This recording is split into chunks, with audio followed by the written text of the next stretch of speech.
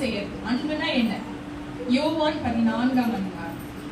எப்படி ஆண்டவரிடத்துல அன்பு கொள்றது அப்படின்னா, யோவான் 14:23 வசனம். யோவான் 14:23. இயேசு அவனுக்கு பிரதியுத்தரமாக, ஒருவன் என்னில் அன்பாயிருந்தால் அவன் என் வசனத்தை கைக்கொள்வான். அப்ப நம்ம வசனத்தை வாஞ்சியோட வாசிக்க ஆரம்பிங்க. வசனம் தான் ஜீவன். ஒருவன் என்னில் அன்பாயிருந்தால் அவன் என் வசனத்தை கைக்கொள்வான், அவனில் என் பிதா அன்பாயிருப்பார். அப்ப நம்ம வசனத்தை கைக்கொள்ளோம் அப்படின்னா பிதாவானவர் நம்மிடத்திலே அன்பாயிருப்பார். அடுத்து லாஸ்ட் லைன் பாருங்க. நாங்கள் அவனிடத்தில் வந்து அவனோட வாசம் பண்ணுவோம். நாங்கள்னா யாரு? நாங்கள் பரிசுத்த ஆவியானவர், இயேசு சுவாமி, பிதாவாகிய தேவன், 3 பேரும் நம்மிடத்துல வந்து வாசம் பண்ணுவாங்க. எப்போ? நம்ம ஆண்டவரை நேசித்தால். ஆண்டவரை நேசிக்கிறதுனா என்ன? ஆண்டவருடைய வார்த்தையை நம்ம கீழ்ப்படியணும், ஆண்டவரோட வசனத்தை வாசிக்கணும்.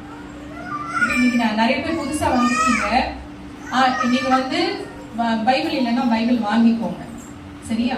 டெய்லியும் ஒரு அதிகாரம் வாசிங்களேன், 10 வசனம் வாசிங்களேன். உங்களுக்கு என்ன பிரச்சனை இருக்கு? நிறைய பிரச்சனை, எல்லாருக்கும் பிரச்சனை இருக்கு. எந்த பிரச்சனையா இருந்தாலும், பலவீனமா இருந்தாலும், சுகவீனமா இருந்தாலும், டெய்லி ஒரு 10 வசனம் வாசிங்க. அது ஜீவனுள்ள வார்த்தை, அதுதான் மருந்து. ஒரு சுகவீனமா இருந்தீங்கன்னா போய் ஒரு டேப்லெட் வாங்கி சாப்பிட்டீங்க இல்லையா, அந்த மருந்து மாதிரி டெய்லி 2 வசனம் மனப்பாடம் பண்ணா முடிஞ்சா பண்ணுங்க, இல்லைன்னா வாசிங்க. இப்படி வாசிக்க வாசிக்க உங்களுக்குள்ளா இருக்கிற பலவீனம் போயிடும்.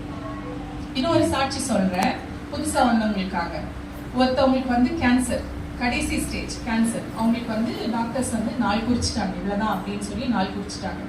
அப்போ வந்து அவங்க கடைசியா போய் அவங்களுடைய ஃபேமிலி மெம்பர்ஸ், அவங்களுடைய சொந்தக்காரங்கள் எல்லாம் போய் பார்த்துட்டு வந்துடலாம் அப்படின்னு சொல்லிட்டு போறாங்க. அப்போ அந்த இடத்துல பாத்தீங்கன்னா ஒரு சபையில ஒரு சின்ன கூட்டம் பைபிளை மாத்தி மாத்தி வாசிக்கிறாங்க. 3 நாளும் மாத்தி மாத்தி வாசிச்சு பைபிளை முடிச்சிடுறாங்க. இது அவங்களுக்கு ரொம்ப பிடிச்சிருந்துச்சு. சோ இவங்க என்ன பண்றாங்க, இவங்க ஊருக்கு வந்துட்டு நம்மளும் அந்த பைபிள் வாசிப்போம் அப்படின்னு சொல்லிட்டு இவங்க வாசிக்க ஆரம்பிக்கிறாங்க.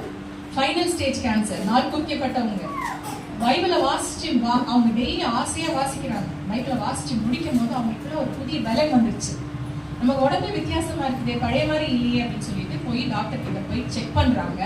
கேன்சரே இல்லாம ஆயிடுச்சு.